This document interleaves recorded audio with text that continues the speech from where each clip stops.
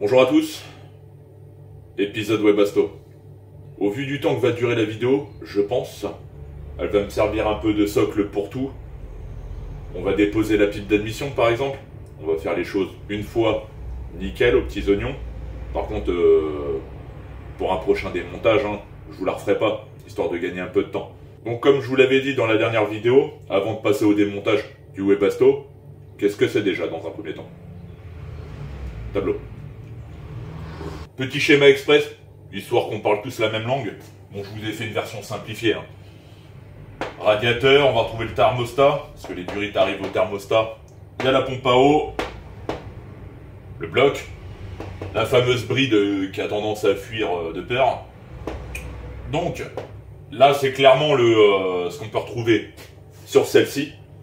Bien sûr, selon les modèles, bon, le M57, la base reste la même. Mais il y a des subtilités. Je vais dire une bêtise. À partir d'Euro 4 ou je sais plus, on va retrouver le fameux petit piquage avec le refroidisseur de GR qui va se trouver ici pour ensuite se repiquer. Au niveau, ici, c'est la gaine en plastique qui retourne au niveau de la pompe à injection. Donc voilà un peu le schéma. Vase d'expansion, le Webasto avec sa pompe. Je l'ai mis dedans, mais normalement elle est extérieure, bref. Le refroidisseur d'huile, avec l'échangeur au niveau du couvercle de filtre à huile. Et puis là, on arrive dans la bagnole. Donc je vous passe les détails au niveau du système de chauffage. On va rester sur le Webasto en question. Donc là, le but étant la suppression du Webasto. On voit que le départ est ici. Parce que le fluide, en sachant que là, on est en haut. Là, on est en bas du radiateur. Donc la pompe pousse dans le bloc, va aux différents éléments, ou retourne également ici, fait son petit bonhomme de chemin. Là, on va retrouver, vous savez, quand vous ouvrez le bocal du vase d'expansion, vous avez tout le temps du liquide qui sort, c'est cette partie-là, qui retourne en point bas, qui se rebalance dans la gaine, dans la durite, pardon, en plastique, qui va au thermostat. Ça fait une boucle fermée jusqu'à que la température soit ok, le thermostat laisse passer le liquide au niveau du radiateur, et voilà, la boucle est bouclée. Là, dans le cadre de la suppression du Webasto, on voit le départ, on voit l'arrivée, ça c'est la vanne de régulation de chauffage avec les soupapes à l'intérieur, qui permet, selon le mode que vous sélectionnez, plus ou moins de chauffage, ça va ouvrir plus ou moins, selon la température, ce que ça va vous envoyer, entre guillemets, en eau chaude. Donc là, le but est d'arriver ici. Donc la suppression va se faire là. Là, et va falloir rebooter les deux. Donc pour ça, j'ai une durite que je vous montrerai après, que j'ai récupéré de 46. Parce que j'arrivais pas à avoir les bons cintres pour avoir quelque chose de propre. Même si c'est pas tout à fait ce que je voulais, malheureusement, c'est le truc que j'ai trouvé... qui s'apprête le mieux. À la base, j'avais coupé la durite d'origine sur le cobaye numéro 1. Mais ça émettait trop de force parce que le bloc, quand on met des coups de gaz, a tendance à partir côté collecteur d'échappement en termes de mouvement. Donc ça avait tendance à tirer ici. Et la durite calait jusque là. Donc en sachant que cette pièce-là est d'une fragilité sans nom, on va éviter de lui tirer sur la nage. Voilà pour la petite parenthèse. Donc le Webasto, il va nous servir à quoi? Lui, clairement, son but, ça va être de réchauffer le plus rapidement le liquide de refroidissement. D'un point de vue fonctionnel, voilà, plus vite le moteur est en température de fonctionnement, moins il polluera, etc. Mais également pour le confort. C'est-à-dire, voilà, on veut rapidement du chauffage. Ceux qui ont les doubles DIN, ils ont normalement un système programmable, où ils peuvent programmer l'heure de démarrage du Webasto en solo. J'ai oublié, mais là, il y a une arrivée de diesel. Parce que oui, ça marche au gasoil. Comme je disais, il y en a qui ont un système programmable, ou dans mon cas, normalement, d'après la notice, il faudrait que j'ai une télécommande, que je n'ai pas. Comme d'hab, tout dépend de ce que vous voulez en faire. Exemple, vous habitez dans des endroits où 6 mois de l'année, les températures sont négatives, je ne vous invite pas à l'enlever, qu'on soit clair. Moi, dans mon cas, là où j'habite en Normandie, s'il fait 0, c'est la fin du monde ici. Donc on reste sur des températures relativement douces, surtout pendant une période hivernale. Donc moi dans mon cas, à savoir que l'année dernière, l'hiver dernier, il a dû se mettre en route 2 fois. Donc je vous laisse imaginer, dans une année, il s'est enclenché 2 fois. Donc c'est un système concrètement qui ne fonctionne que 2 fois dans l'année. À savoir quand il se met en route, en sachant qu'on est dans un environnement fermé, parce qu'il se met en route dans le garage, vous vous doutez bien, c'est un coup à mourir, asphyxié dans son propre garage comme un con. Je me suis dit, à quoi bon le garder? Il aurait été programmable à la rigueur, mais là dans mon cas, j'ai pas la télécommande et je compte pas partir en quête de celle-ci. Donc là mon but va être simple, suppression, parce que je me dis que s'il se met 2 fois en branle dans l'année, c'est-à-dire le reste de l'année, j'en ai pas besoin. Tout le liquide qu'il y a ici, véhicule dans ce système-là, doit y avoir entre 1,5 litre et 1 litre qui se balade dans ce système, en gros, hein. Ça fait du fluide en plus, ça fait du temps de chauffe en plus, donc je pars du principe que, imaginons, hein, attention, je pars du principe que 1 litre de moins sur un réseau d'eau, qui doit faire entre 7 et 9 litres, je sais plus exactement, bref on s'en fout, ça fait toujours moins de flotte à chauffer, c'est-à-dire le reste de l'année, je pars du principe qu'elle arrivera plus rapidement en température de fonctionnement. Ah ça, le fait est que ça soit pas d'une super fiabilité, enfin, super fiabilité c'est des bagnoles qui ont 20 ans, donc on peut leur excuser, entre guillemets, mais bon ça peut vite être des systèmes un peu chiants, qui restent allumés H24, ça sac les batteries, surtout pendant cette période-là où les batteries déjà sont mis à rude épreuve. Et psychopathe que je suis, et ça fait des kilogrammes aussi en moins. Donc vous voyez tous les petits arguments du fait est qu'on va descendre le volume de flotte, ça fait une source à emmerde en moins, d'un point de vue conso d'énergie ou autre, hein. J'ai jamais eu moi personnellement de problème, mais bon je sais que c'est pas anodin d'entendre souvent sur les forums Webasto par-ci, Webasto problème par-là. Donc moi pas de Webasto, pas d'emmerde. Et puis même d'un point de vue clarté, parce que là en gros le réseau va être très petit. Toute cette partie-là, en sachant qu'on a une partie qui est au niveau du bocal de frein, et l'autre partie qui est planquée dans l'aile. Donc assujetti une durite qui fait la con ou quoi qu'est-ce, fuite de liquide de refroidissement, ça fait de la recherche en moins. Donc voilà, moi j'aime bien les choses simples, donc on va simplifier ce système-là. Comme je vous l'ai dit, cette vidéo va durer un peu parce que je vais pousser un peu tous les détails pour vous montrer les couples de serrage, même au niveau du collecteur d'admission et ces choses-là. Mais après on n'y reviendra plus, comme ça sera fait. Bon allez, je galope un peu parce que le temps passe. Tenue de combat oblige.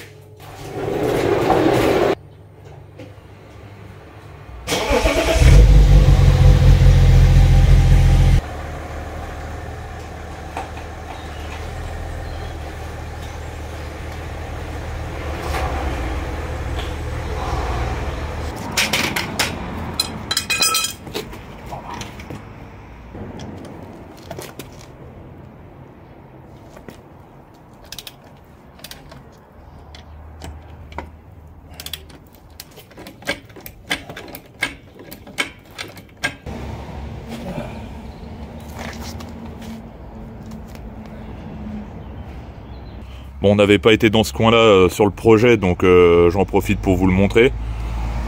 J'ai vu d'ailleurs que de l'autre côté, les petits clips que vous voyez là ont été modifiés.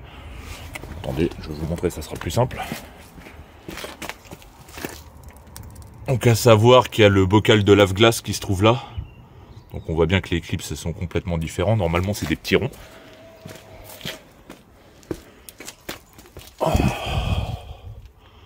Mais bon, écoutez, à part ça, c'est impeccable. Les étriers,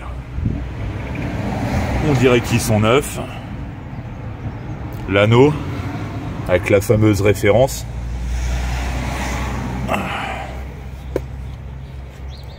Avec la fameuse référence de BBS. Encore plus rare que les jantes elles-mêmes. Bien. Le Webasto, il se trouve là-dedans. Dépose de la jante obligatoire. Hein. Là après c'est de la vis de 8. Et puis les petits clips, on va pousser les bitoniaux à l'intérieur pour pouvoir les extraire. Bon, en même temps, on jette un petit coup d'œil, mais bon, sur celle-là, j'ai pas vraiment de problème. Il ne manquerait plus que ça.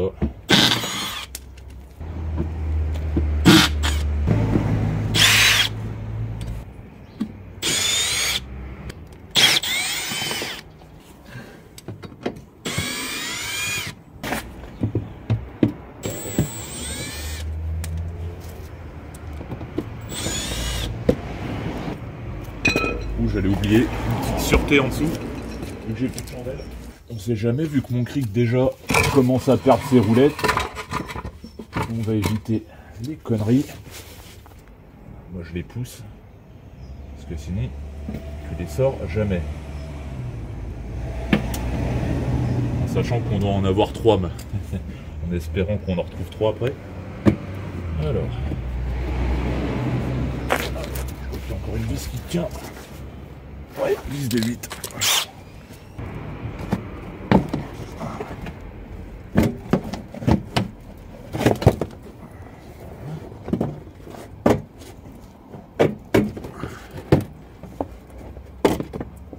Hop.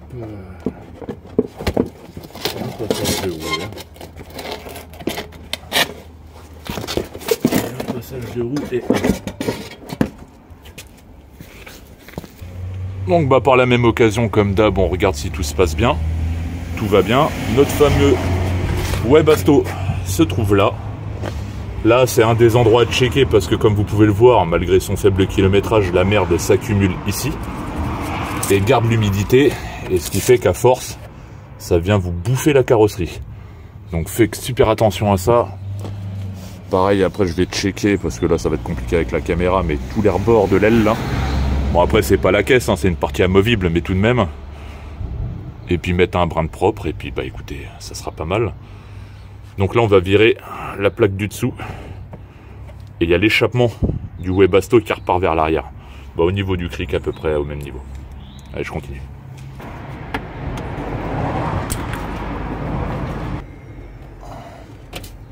Voilà.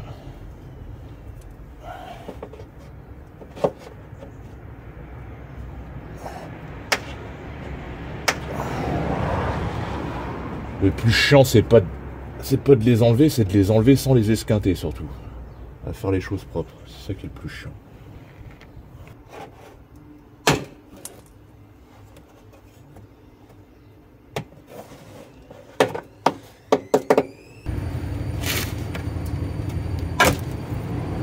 Cette partie-là, on a du coup l'autre vis qui est là-bas. Et là, normalement, il y a un écrou plat. Quelque part par là. Ce genre de choses.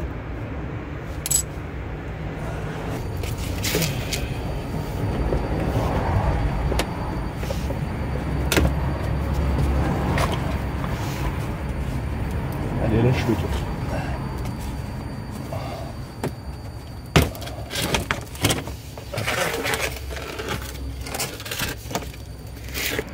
On peut voir notre fameuse partie avec l'écran thermique là pour l'échappement du Webasto. Et là, bah, le fameux arrachement qu'on voyait du dessous.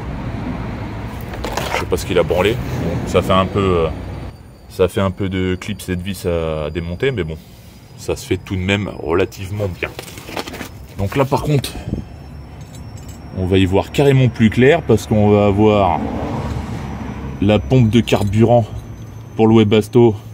On va avoir accès à l'échappement et au Webasto lui-même, qui est juste là. Donc maintenant, on va s'intéresser au liquide de refroidissement. Donc là, j'ouvre le capot et j'ouvre le vase d'expansion pour éventer le circuit. Pour le coup, moi, j'utilise un vieux bidon d'Odemi qui me servait déjà de réceptacle, enfin, de réserve de secours de liquide DA, qui me servait de réserve déjà de liquide de refroidissement. Donc je l'avais conservé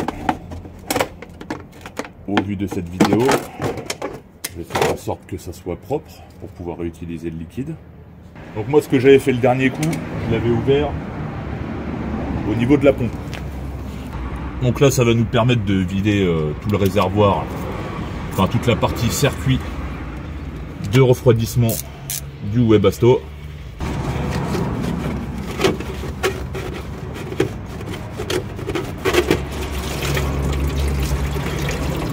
Et merde. Bidon de 5 litres, hein, bien sûr, hein, c'est pas du luxe. Donc ça fait un peu de liquide de refroidissement quand même à récupérer, un bidon de 5 litres obligatoire pour le coup. Et là du coup, on va déconnecter les prises.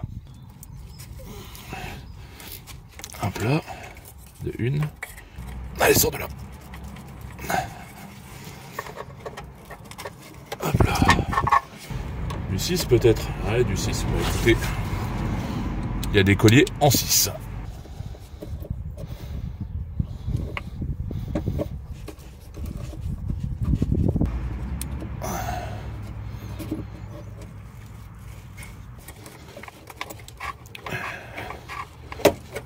Voilà, de une.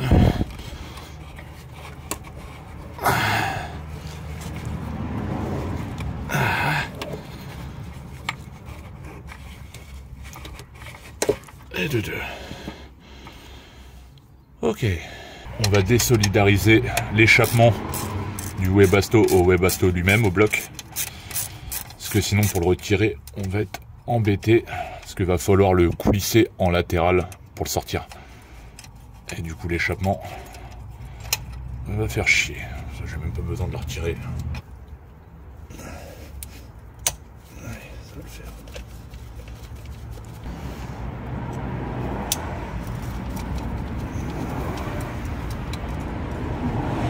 Même l'échappement, il est dans un bel état comparé au cobaye numéro 1 qui était complètement mangé.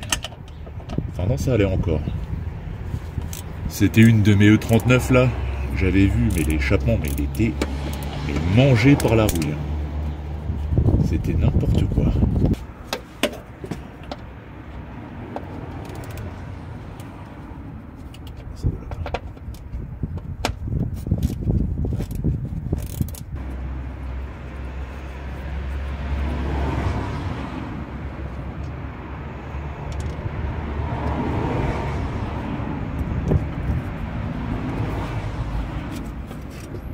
Hop là, on va déjà... Je vais lui remettre ça à sa place. Si ça peut protéger les tiges filetées ou les trous filetés de la rouille, ça me va bien. Hop. Allez, sors mon petit. Voilà. Et par contre, la grande vis, celle-là, je vais la remettre dedans. Ah, quoique. Quoique, c'est pas directement fileté dans la caisse, ça? Comment que c'est fait, ça? Non, c'est juste... ok, ça. C'est juste un cylindre bloc avec un filetage. Mais souvent, quand je vois qu'il y a une... c'est fileté à même la caisse pour éviter que la merde s'y foute et que ça vienne rouiller la caisse de manière invisible, hein, parce qu'on le verra pas tout de suite. J'aime bien y reclaquer la vis dedans. On a ces deux là.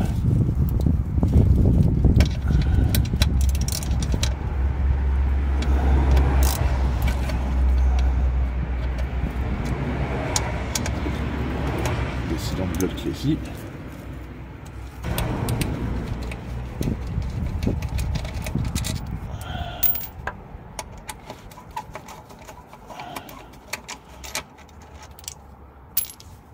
La connexion en carburant, elle est ici. Alors je sais pas si vous allez le voir au bout de mon doigt. Ça part de là. Et c'est la petite gaine rigide ici qu'on va venir déconnecter au niveau de la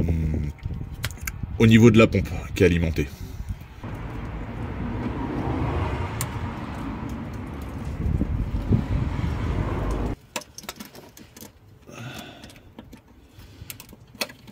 Hop. Ok, là.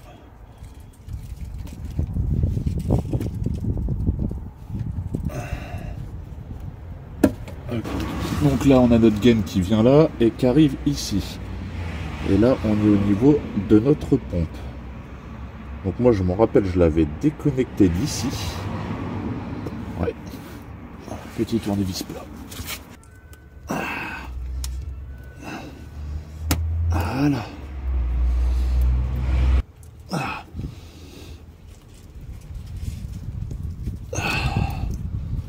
Et voilà. Donc là je vais aller chercher un bouchon de retour. Les petits bouchons de retour comme ça. Simple. Mais efficace. L'arrivée de gasoil. Si vous voulez bien rentrer dedans. Voilà.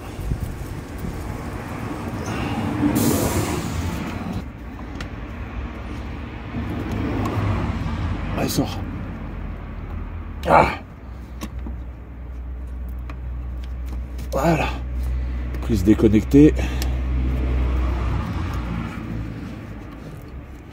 Comment tu sors toi?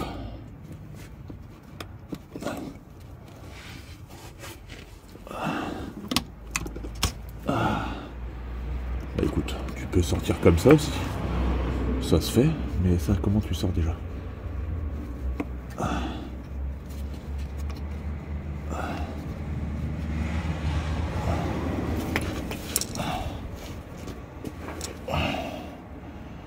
Ah, c'est dans ce sens-là. Ça peut sortir aussi en mode bourrin si tu me fais chier. Bon, ça peut sortir en mode bourrin. Voilà, dégage. Bien. Bien. Donc voilà la pompe à carburant pour le Webasto. Donc là, boucher. Donc là, bouchon de retour de gasoil hein, pour boucher le circuit. De toute façon, en l'absence de pompe à vérifier, ça me permettra de vérifier sur celle-là parce que l'autre j'avais mis un petit collier mais ça faisait crasse-pouille, mais au moins ça assurait le coup. Mais je ne pense pas qu'il y ait de pression qui arrive là-dedans. La pompe se chargeant de mettre en pression le gasoil si besoin est. Donc bouchon. La gaine rigide après qui retourne au Webasto, donc on va retourner là-bas. À ne pas oublier de remettre le collier. Hein.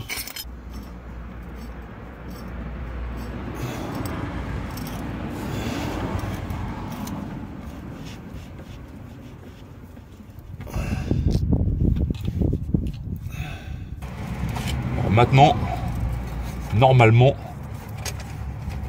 il doit coulisser. Alors, normalement, c'est censé sortir.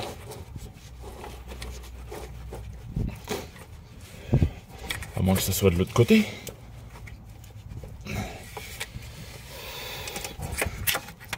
Je suis en train de forcer dans le mauvais sens depuis tout à l'heure comme un con.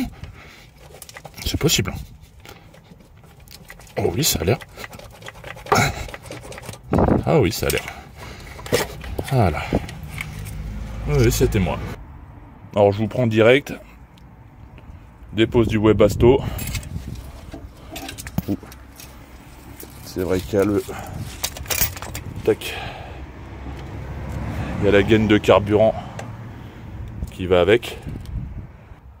Donc, ces deux éléments-là qu'on va venir supprimer par le point haut. Les alimentations, comme d'hab, rien d'irréversible. Donc j'ai acheté des gel box. C'est, je pense, le truc le plus parfait pour ce que je veux en faire. En gros, c'est une boîte où on vient enfermer la prise dedans. Il y a du gel qui permet d'éviter que les prises, selon le temps que ça reste tel quel, elles se bouffent. Et puis le jour où on veut remonter, tout est oxydé, tout est mort, on est obligé de tout refaire.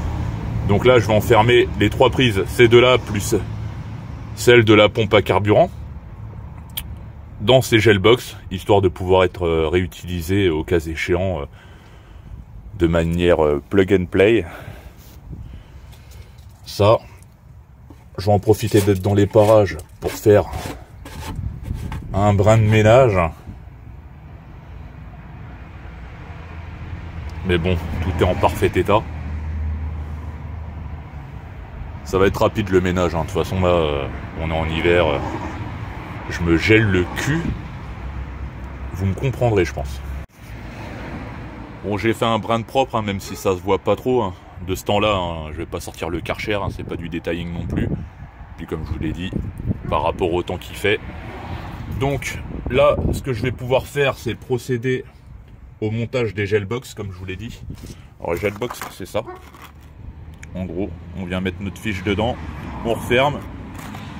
Ça permet d'être étanche et puis de pouvoir utiliser les fiches au cas échéant plus tard. Ah, j'ai déposé aussi les petits cylindres blocs qu'il y avait ici et au-dessus. Tout ce qui pourrait assujetti faire de la rétention d'eau. Donc ça c'est viré. Donc gelbox.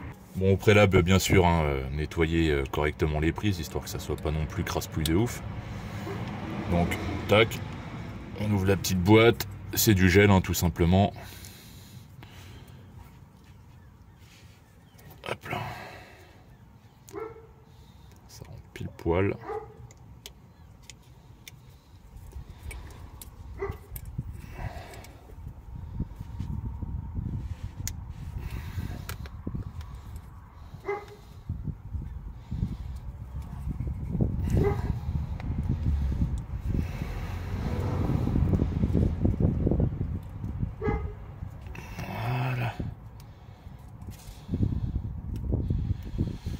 Une. On vérifie bien qu'elle soit bien clipsée. La deuxième. Voilà.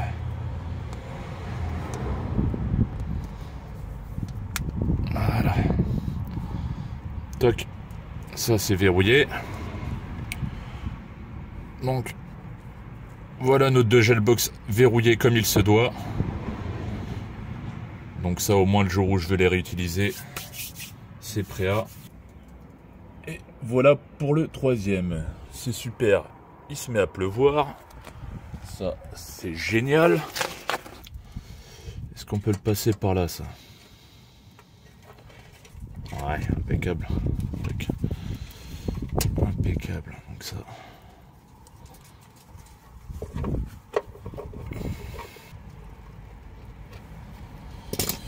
Toc, ça ira bien.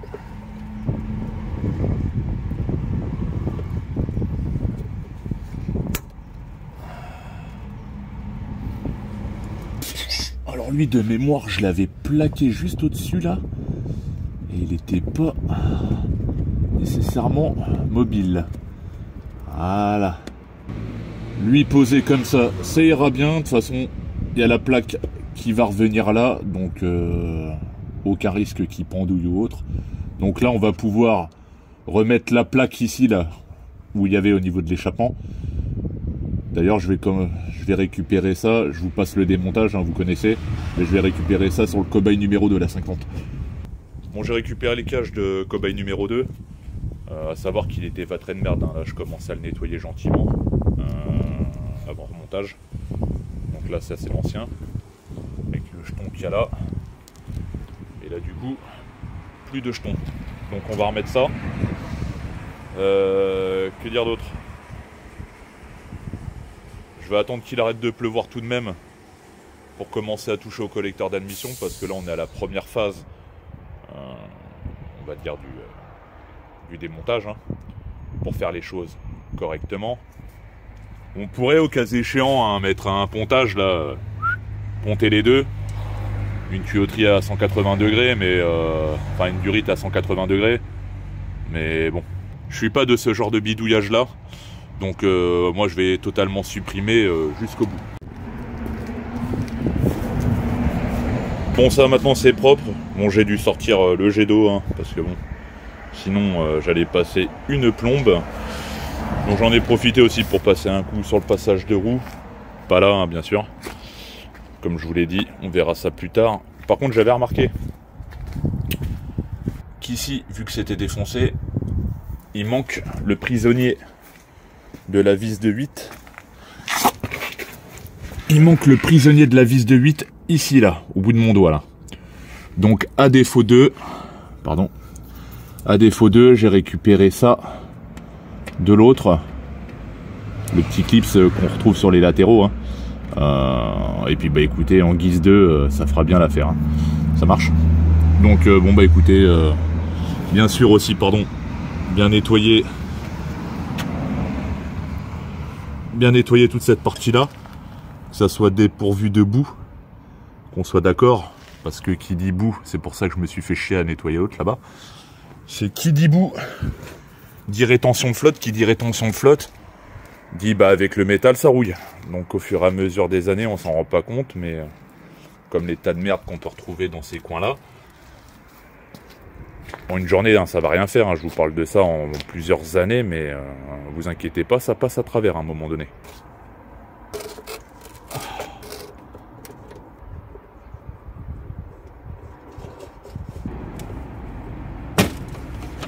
Voilà, compliqué.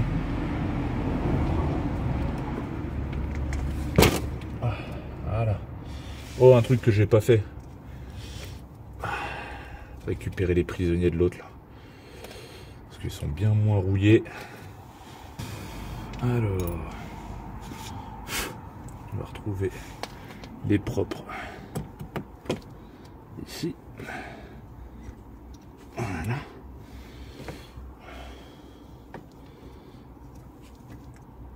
Hop. Et là-bas. Voilà. Petit prisonnier tout neuf. Façon de parler.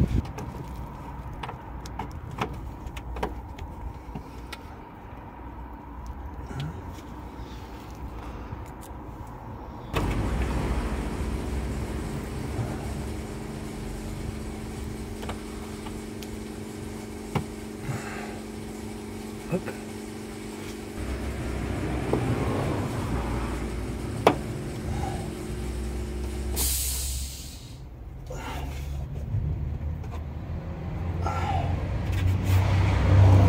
Serrez pas ça comme des bourrins, c'est super fin.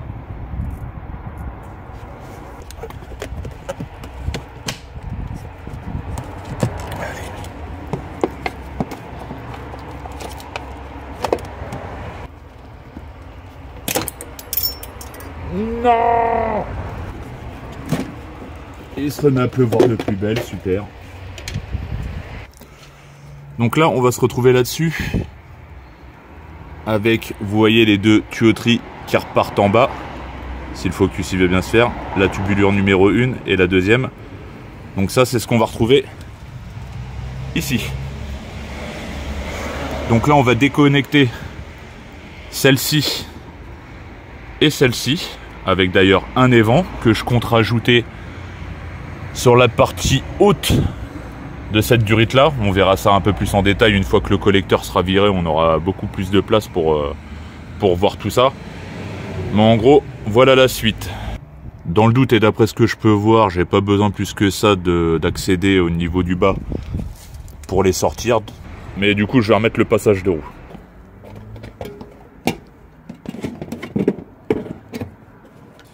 Moi, ce que je fais à chaque fois, je les mets tous en place. Je vérifie que tout est bien calé. Et ensuite, je serre.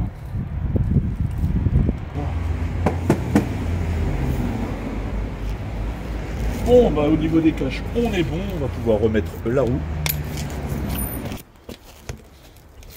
Pour rebondir vite fait à l'épisode sur les jantes, vous retrouvez aussi, n'oubliez pas de checker, parce qu'il y a de très belles copies maintenant, n'oubliez pas de checker les références que vous retrouverez, soit en devanture de la jante ou à l'arrière. Ça évite les bêtises.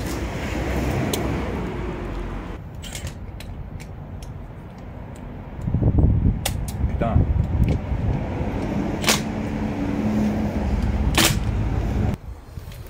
Un petit serrage à 110 Nm comme le stipule la notice des jantes.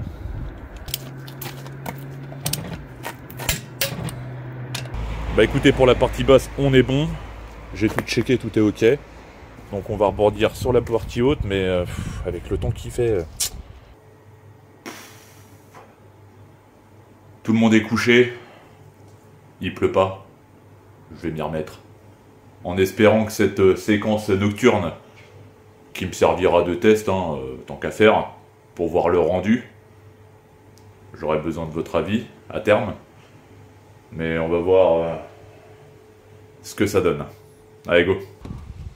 Alors ces trucs là, j'ai pas trouvé de meilleur moyen de les enlever qu'avec un tournevis plat.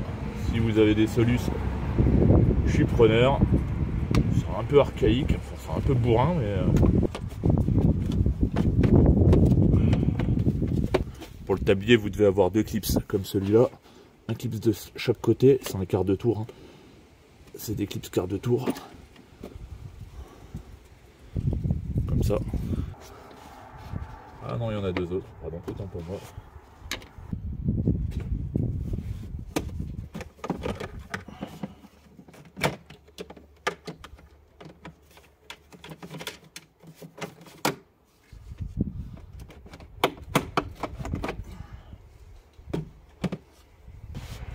Alors, ferez gaffe, il y a le faisceau central qui passe en plein milieu, donc ne tirez pas dessus comme des bourrins. Nous, ce qui nous intéresse maintenant, c'est la vis qu'il y a dans le fond, là, au niveau des gaines rigides. D'accord? Donc, c'est connecté à celle-ci et celle-ci. Donc là, le circuit est vide. Hein. Donc, je vous pose là.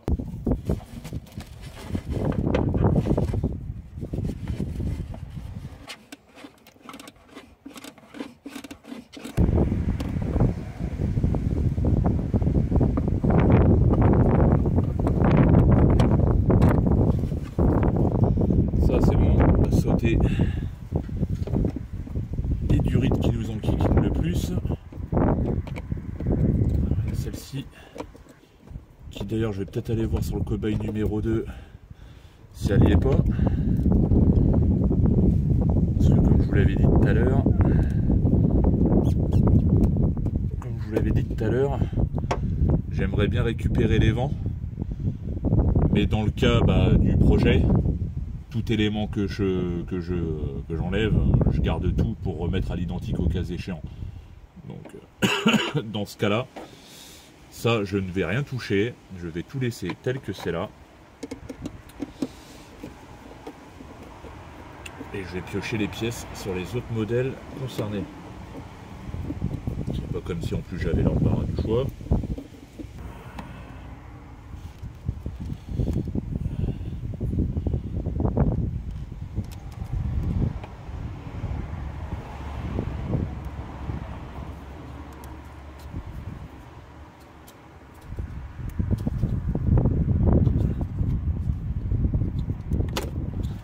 Tac.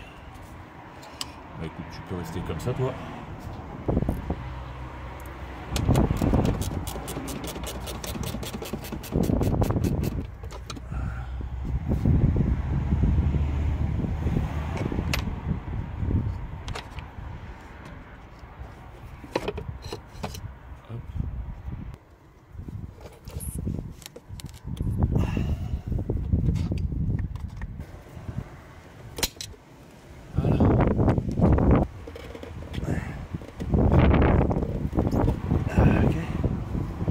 Ça, hop, les 2 durites déjà, ciao bye bye. Donc là la partie rigide elle vient toute seule, voilà.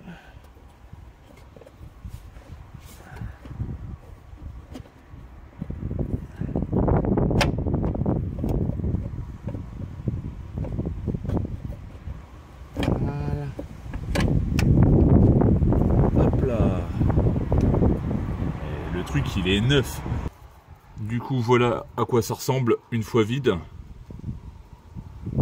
Donc on a les 2 trous du fond. J'avais réfléchi à la possibilité de les boucher. Que ça soit dans un sens comme dans l'autre. Que ça soit l'écoulement de la flotte ou la remontée de flotte par le passage de roue. Mais j'en ai déduit qu'en fait, vaut mieux que ça reste comme ça. À checker à la prochaine purge de frein. Mais je pense pas qu'il y aura de soucis particuliers. Donc là on va remonter les petits caches à droite à gauche. Et puis ce coin là normalement on n'a plus à y mettre les pieds. Et comme quoi vous voyez ça fait quand même de la distance hein, mine de rien s'il y a une fuite sur une durite. Et manque de peau c'est celle qu'il y a dans le passage de roue. Vous pouvez chercher un petit moment.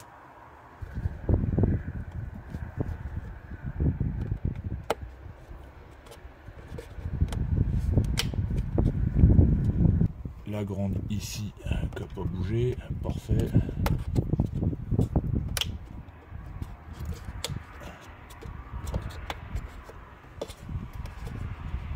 Voilà, parfait.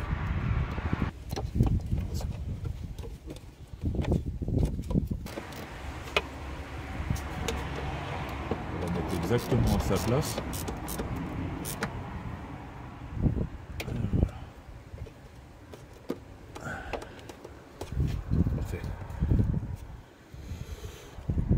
On l'a vu qu'on va avoir besoin de dégagement pour enlever le collecteur d'admission. Je vais rien remettre pour le moment par ici. Oh, les durites maintenant. On a celle-ci qui va aller au boîtier. Vous voyez d'ailleurs ici au bout de mon doigt là, on peut voir les deux colliers. Donc c'est celui du bas le plus, s'il veut bien me faire un focus, sur celui le plus bas. Et l'autre, bah, c'est la raison de la dépose du collecteur d'admission, c'est celui qui va à la bride, qui va sous le collecteur. Donc autant vous dire pour aller le déclipser celui-là, surtout qu'il est un peu raide. Donc dépose obligatoire du collecteur d'admission. Là.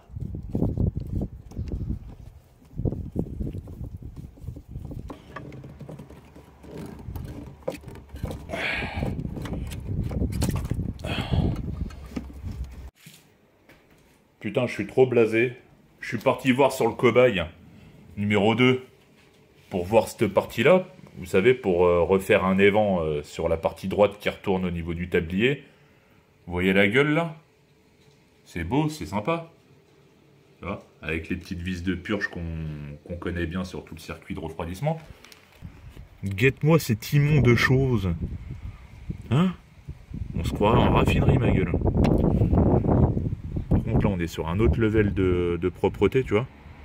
Mais putain, ça me fait chier de mettre un truc comme ça sur la partie droite qui retourne au tablier. Donc, ça m'emmerde, mais bon, vu que ça marche très bien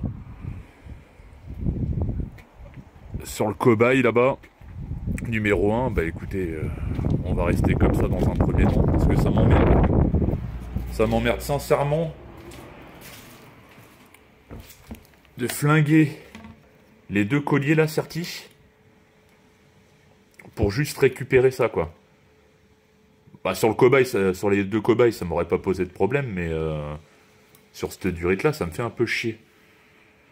Donc bon, on va rester sur le modèle initial du cobaye numéro 1. Une bonne purge et puis c'est réglé, hein. De toute façon, si la purge est mal faite, on va le savoir tout de suite. Bon, allez, go. Bon, tuto dépose de collecteur d'admission. On va chercher très loin. On dépose tous les caches. On va avoir les vis en 10. On va avoir tout ce qui est les écrous. Il y en a un là. Tous ceux à chaque capuchon. Et la dernière dans le fond. Alors ces deux là, on peut être vigilant à pas les faire tomber, hein. C'est les deux entre guillemets plus chiantes. Mais sinon, à part ça, ça se fait bien.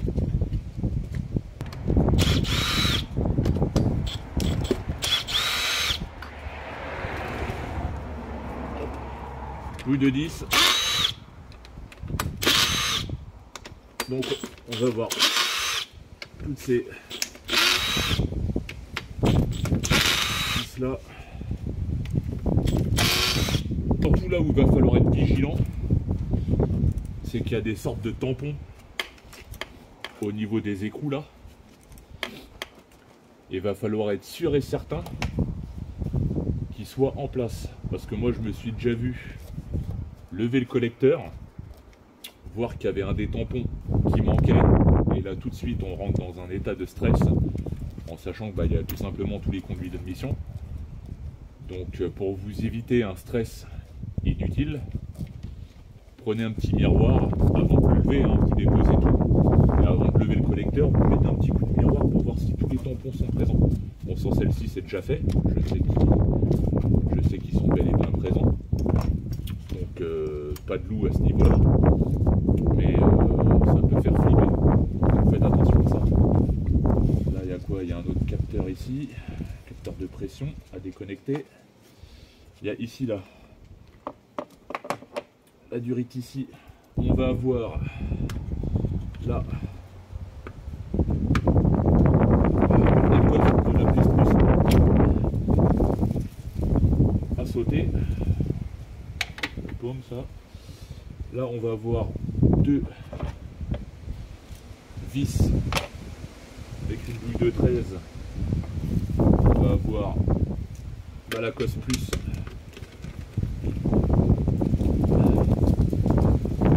La cosse plus à déconnecter, ça veut bien venir. Et également la jauge à huile.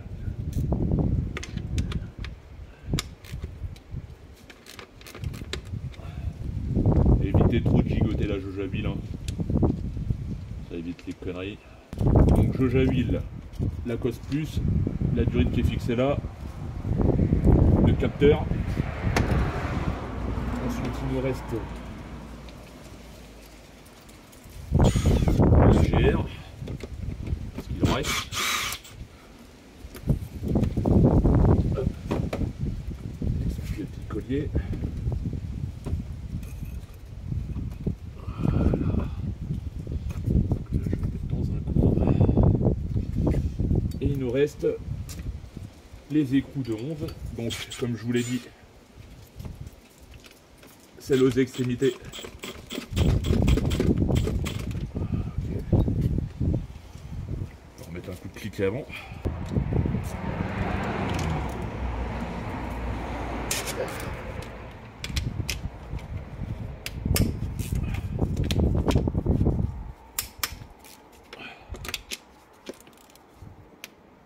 Bien sûr, je vous donnerai les couples de remontage à la fin, au moment voulu. Voilà, disons. Pourtant, j'ai tout serré au couple.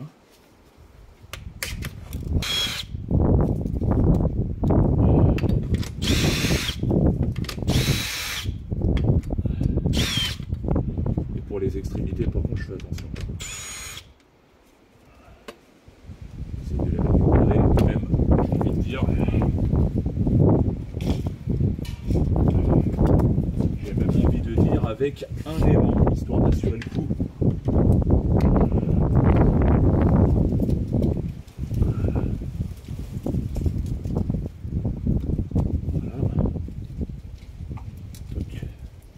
Celle du milieu va du coup plus qu'à aimanter.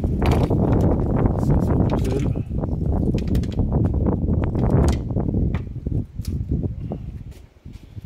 La dernière. Donc à ce stade là, il n'y a plus qu'à tirer dessus. Mais je vous invite à récupérer du sopalin. Et je vais boucher chaque conduit d'admission.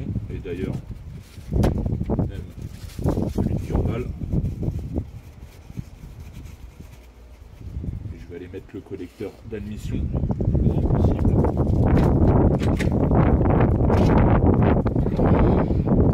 Là, pour éviter les conneries, et parce que accessoirement il y a un vent de malade, donc tout et n'importe quoi peut venir à tout moment voler dans le compartiment moteur. En tout cas, c'est vraiment propre. Bien par là. En tout cas, on peut voir que c'est vraiment propre malgré tout, parce que d'habitude, hein, je vous cache pas, vanneau GR vapeur d'huile, hein, comme je vous l'ai dit. L'état des conduits, parce que bon, j'ai pas été nettoyer le conduit, hein. J'ai laissé tel quel, hein, j'ai juste nettoyé le collecteur, mais bon, on voit bien que c'est pas plus cracra que ça, quoi. C'est agréable à voir. Je préfère niquer 12 feuilles de sopalin et avoir l'esprit tranquille plutôt que faire l'américain et se dire non, t'inquiète, ça va le faire. Et puis là, une bourrasque de vent, une une pluie de sable s'abat dans le compartiment moteur, je deviens complètement fou.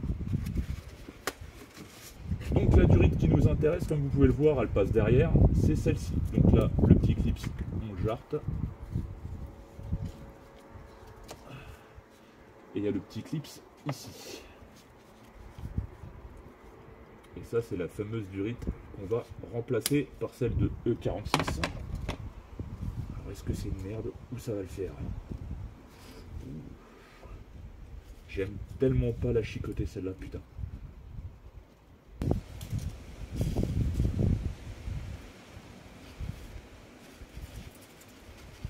En attendant que ça fasse son petit effet, donc je suis parti sur celle-là, la 75 21 6 905 315.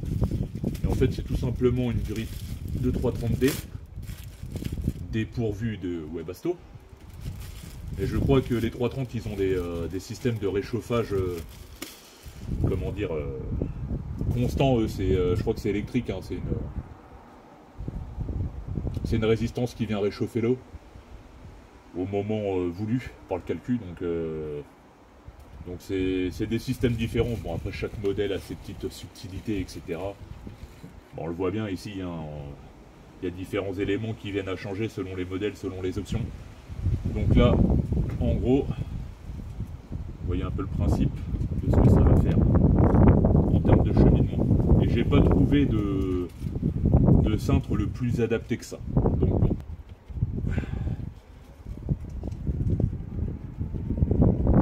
Ah putain, salope. Alors, maxi durite de la mort là.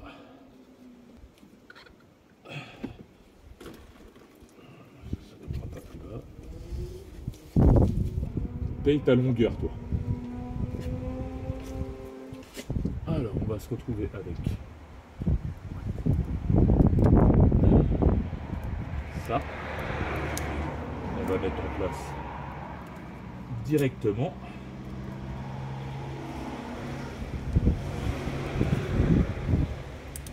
Et voilà, ça c'est fixé.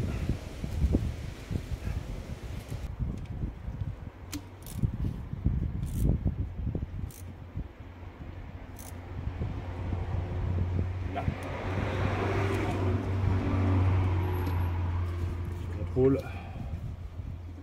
Ouais.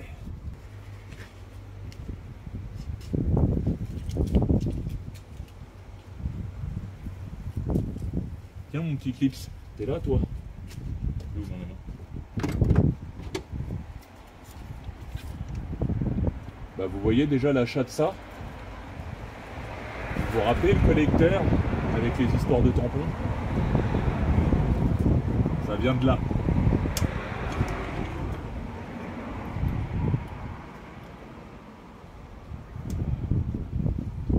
Tu vas rester là. Bon, vu de près, ça donne quoi? Ça donne que la fameuse durite que je vous parlais ici en remplacement, je lui ai même remis le petit collier. Le cheminement se fait direct jusqu'aux vannes de régulation, là, les petites soupapes qui règlent le chauffage, qui vont après dans l'habitacle. Donc là, on n'a plus rien, c'est le vide complet. On se retrouve dans le passage de roue qu'on avait gentiment remonté. Donc là, à ce niveau-là, il n'y avait plus rien à voir. Donc après, on va procéder à la purge, hein, bien entendu, tout ce qui va bien. Donc, attendez voir.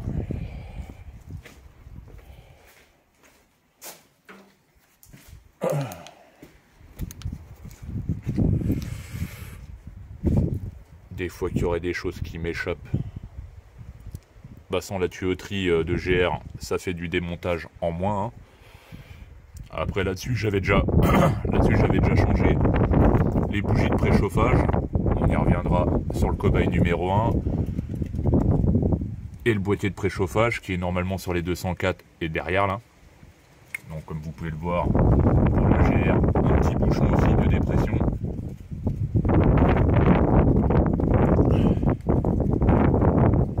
Puis bah, que dire d'autre, à part un peu de liquide de refroidissement qui est tombé un peu dans le fond. Pas grand chose. Hop, on commence à ramener gentiment notre collecteur.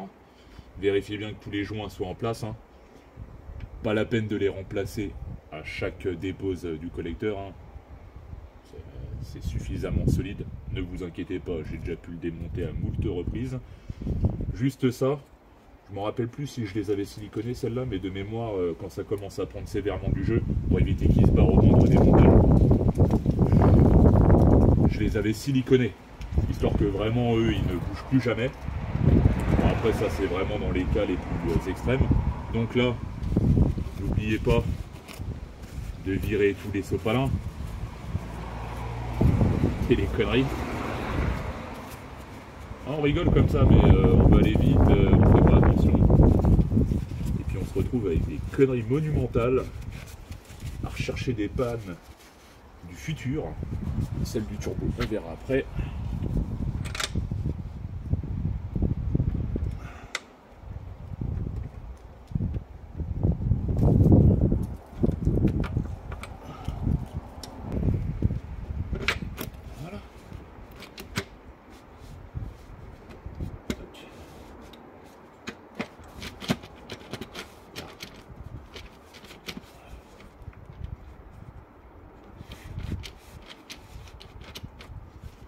Là, donc celle du turbo, à pas oublier. J'en avais mis qu'un de toute façon, oui. Celui-là on peut le remboîter direct, on mettra le collier après. La prise. Prise, ok. La durée.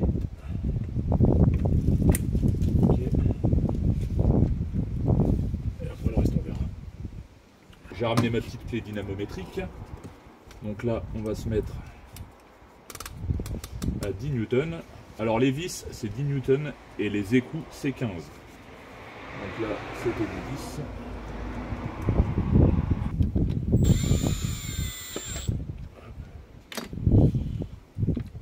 10. Là, à pas oublier aussi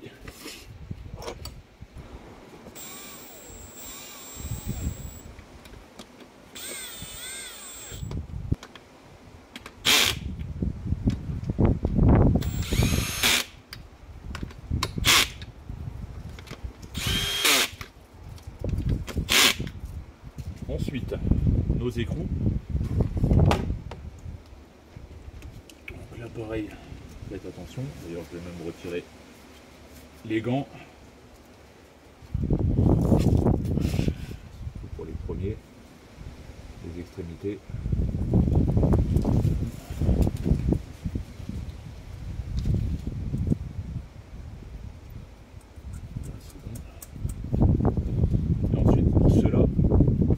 Astuce de l'aimant.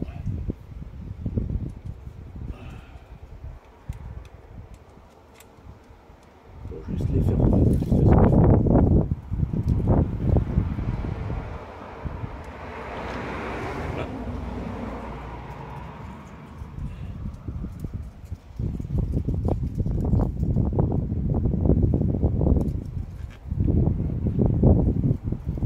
Comme ça, vous avez juste à enquiller votre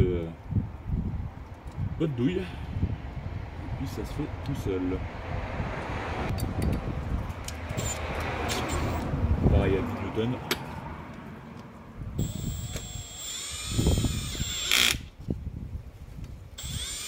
On fera le serrage à 15. On fera le serrage à 15 après.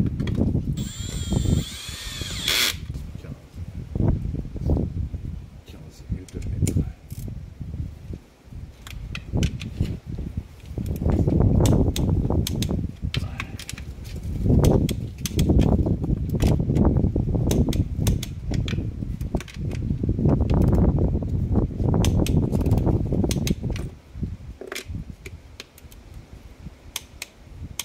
C'est des serrages très légers hein, tout de même. Hein, faut pas...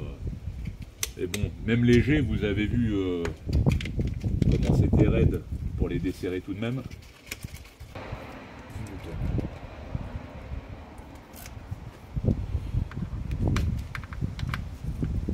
Ouais, avec une douille de 10, ça a l'air peut-être mieux. Qu'est-ce que je peux être con quand je m'y mets, bordel.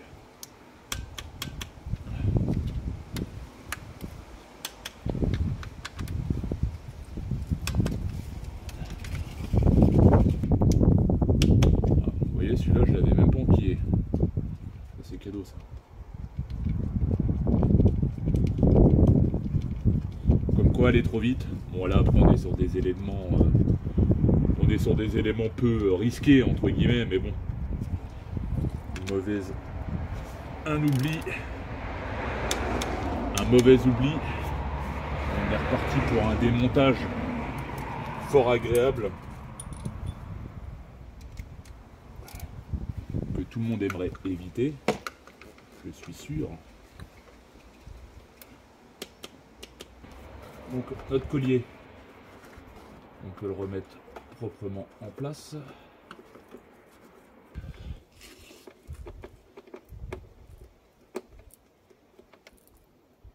Ah, ça c'est bon. On va retrouver notre cosse positive ici. C'était du 13.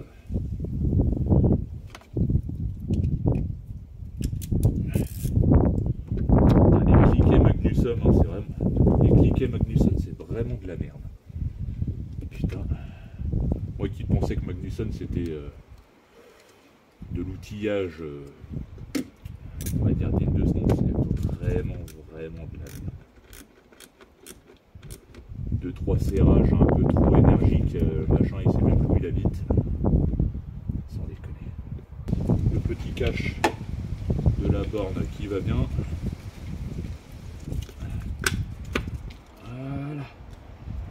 Toc. On va retrouver la jauge.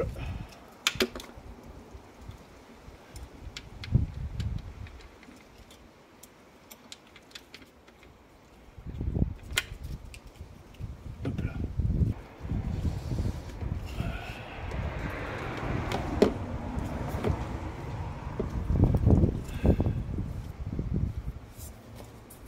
Enfin, tablier.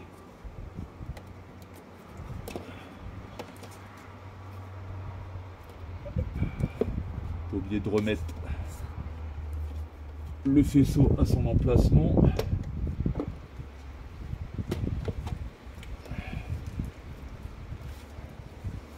Donc.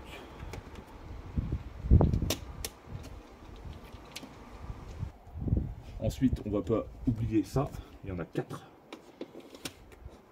C'est des quarts de tour.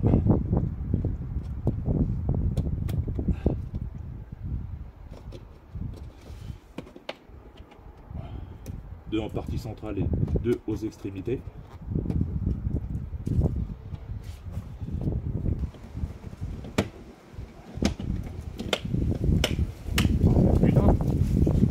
Ça c'est bon.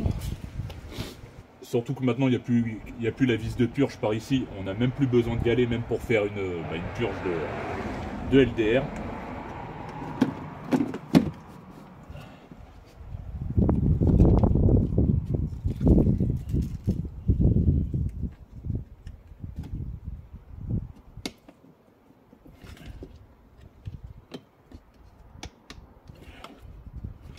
Nice.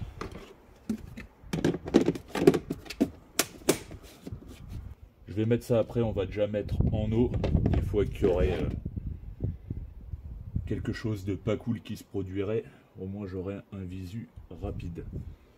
N'étant pas sûr à 100% de la propreté du liquide de refroidissement récupéré, pas à cause du liquide en lui-même, hein, c'est vraiment par rapport à l'environnement avec le vent, des fois qu'il y aurait de la poussière ou des merdes qui sont tombées dedans. Donc je vais essayer de récupérer un maximum de merde, s'il y a eu lieu d'être. J'ai récupéré ça du lave-glace du cobaye numéro 2.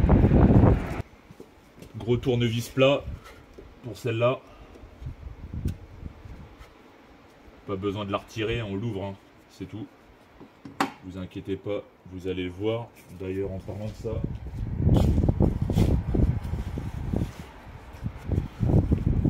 sopalin, histoire de ne pas battre trop la courroie d'accessoires et tous les composants qui s'y accompagnent.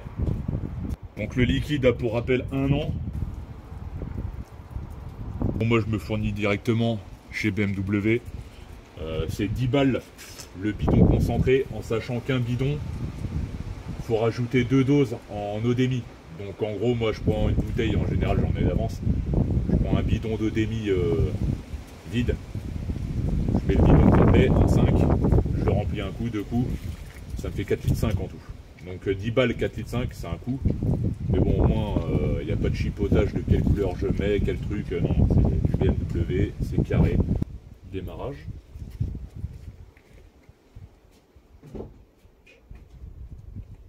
Petite habitude, mettre le chômage, le chômage, complètement cinglé. Le chauffage au max en vitesse 1.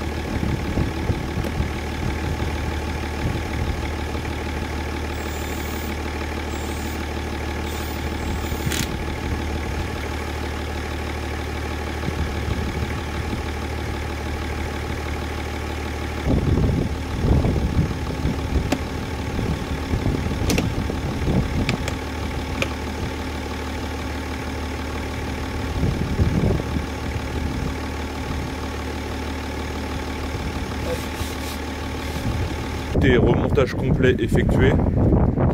Donc bon, pas de fuite à déclarer. Alors, ça vient par là, toi. Et puis bah écoutez, je referai les niveaux demain, hein, tout simplement. Maintenant que j'ai 3 kilos de feuilles mortes dans mon garage, en parlant de kilos, ça pèse combien cette chose? Donc là dans le sac, j'ai mis tout ce qui concerne le Webasto, tout ce qu'on a pu démonter. Et du coup, parce que ça marche pas avec le sac, 75 kilos. Oh putain, comment j'ai maigri, ces mères. Nick. Et avec le sac,